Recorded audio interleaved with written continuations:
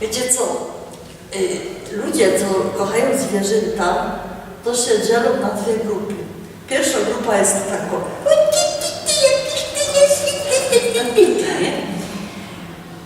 właściwie na trzy grupy, bo ja jest w tej drugiej grupie, że ja muszę mieć taki, wypadała full wypas. Rasowy, jeroda, żeby miał papiery, taki, sama żeby z einfachowej familii, sami lokal, ale tak szpanuje, nie? Mój kot, widzicie go czasami.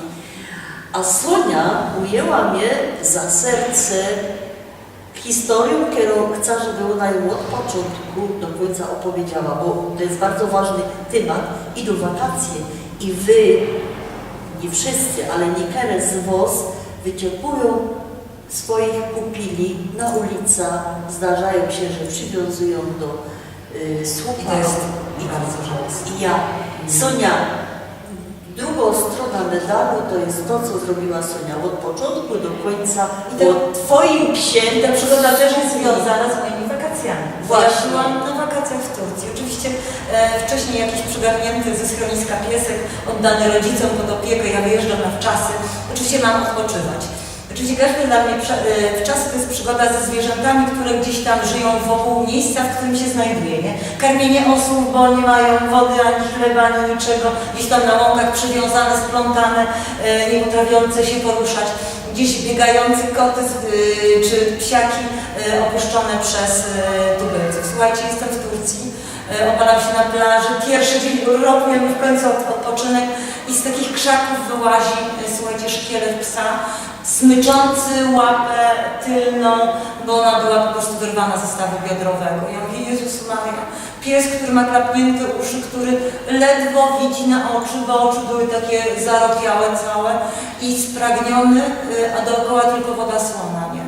A zapomniała o tym Piotrze, Tak, godnej słuchajcie, ja mogłabym wiele na ten temat, chciałabym jak najwięcej opowiedzieć.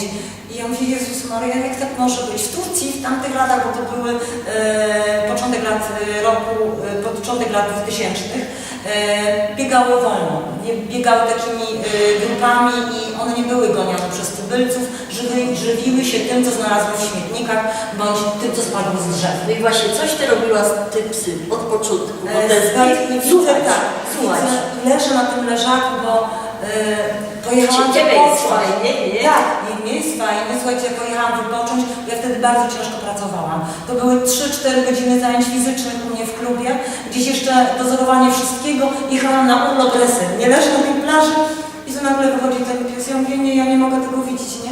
Słuchajcie, jem arbuza i mam te misy, te szale z arbuza. Wyciągam wszystko, to zawartość tego owocu, podbiegam pod kran z wodą, oczywiście słodką i podbiegam do tego zwierzęcia, słuchajcie, on całą misę z tego arbuza wypił. Bo ona to ucięła. Czekajcie. To ja jej będę zadawać pytania. Sonia, karmiłaś tego psa każdy dzień, skończyły się twoje wakacje, co zrobiłaś? Ona jest skromna. Co zrobiłaś? Skończyły się twoje wakacje i co pomyślałaś? Ja pomyślałam, po pierwsze chciałabym tego psa usprawnić, uzdrowić, bo inne psy sobie radziły. One fajnie Nie, ty pomyślałaś coś innego. I opowiadał, to zostanie. A to było w dalszej części, nie? I ja mówię, najpierw spróbuję go jakoś pofudrować, żeby lepiej przybrał na wadze, tylko problem był z tą łapą. Ja już gdzieś tam z tyłu głowy miałam, jakby temu psu pomóc. Miałam koleżankę, w Polsce zadzwoniłam do niej, ja mówię, dowiedz się, czy jest możliwość sprowadzenia psa z Turcji do Polski. Ona mówi, dobra, wszystkiego się dowiem. I słuchajcie, jedna rzecz mnie uratowała. Ona mówi, jakimi liniami przyleciałaś? Ja mówię, takiego ważnego. Ona mówi tak, bo jeżeli są czarterowane, to mają luki dla zwierząt. I jeżeli mają, bo to jest duży pies, małego psa można wziąć krzywce, nie? Wkładać pod siedzenie, leci. Natomiast duży pies już musi w specjalnej klatce być przewożony i musi być w specjalnym pomieszczeniu. Ja mówię, zapytam, szybko biegnę do rezydentki, ona mówi, tak, jest, czyli jest luk dla zwierząt, jest, ja mi to działamy. Czyli już wtedy wiedziałam, że tego psa biorę do Polski. Ja mówię, nieważne, co moja mama powie, dla mnie ten pies na mnie czeka, ja muszę to jakoś zorganizować. Ale powiedz teraz od strony formalnej, coś musiała zrobić. Tak, słuchajcie, musiałam wynająć samochód, bo wiadomo, w kurorcie nie ma weterynarza, gdzieś musiałam go poszukać. Wynajęłam samochód, takiego Suzuki Jeepa, nie? Żeby załadować na pakę tego psa, bo to był duży pies. Pies wielkości, bo on wyglądał jak około 30 kg, nie? Wtedy ważył, słuchajcie, pies, którego normalna waga jest 30 kg, ważył 10 kg. Wyobrażacie sobie, skóra i kości, nie? No i te procedury musiałam oczywiście wszystkie pozałatwiać, bo inaczej psa nie mogę zabrać. O klotce zapomniałam. Ja klotka też była, ale pojechaliśmy, wzięłam auto, wynajęłam do weterynarza, wszystko się załatwiło. Paszport trzeba było załatwić dla psa. Oczywiście okres kwarantanny przemyciłam jakoś. Bilet to właśnie się dowiedziałam. Miałaś pieniędzy, powiedz co robiłaś. Coś zabrakło mi pieniędzy i na lotnisku już jestem. Najpierw problem, klatka nie da. Ja mówię, jak to nie da? Wiecie, ja klatkę zorganizowałam? Nie było wtedy, bo to było wszystko jeszcze w takich powijakach. Można było dla Jorka kupić małą klatkę, sprowadzić z Europy za 150 marek wtedy. Ja mówię, no jak, to ile to dla tego psa to będzie kosztował cały majątek, ja tyle nie mam. Wpadłam na pomysł, słuchajcie, jechał wóz z arbuzami, zatrzymałam ten wóz i ja mówię, może sprzedalibyście mi takie 2 skrzynki, nie? Potrzebuję dla psa. Za 5 marek kupiłam 2 skrzynki, pojechaliśmy jeszcze autem do takiego gospodarza, podrukował nam te skrzynki, ja mówię, jest kielich dla psa. Więc ja mówię, mam już klatkę. Ale problem zaczął się na lotnisku, gdzie już jest dzień wylotu i tak dalej. Ten pies już miał kropelki podane, żeby był przygotowany do podróży. I nagle mówi mi pan, który gdzieś tam sprawdza dokumenty, ale mówi, ta klatka. No niestety, pani nie przewiezie tego psa. Ja wiem, jak to nie przewiozę.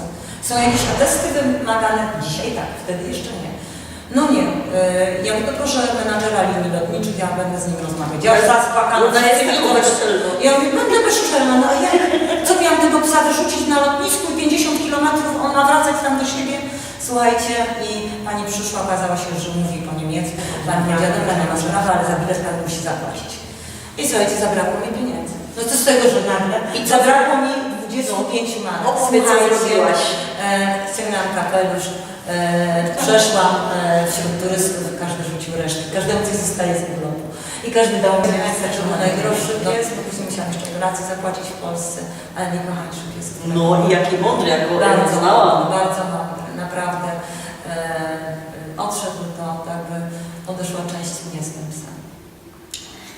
No to wszyscy ci, którzy mają jakieś zwierzęta, po takim ti i jadą na wakacje i ti wypierniczą, to tak się zastanówcie, że jest jakaś odpowiedzialność, nie? Za człowieka, za zwierzę. Wy macie przyjaciół, krewnych, znajomych, a zwierzę ma inną włos.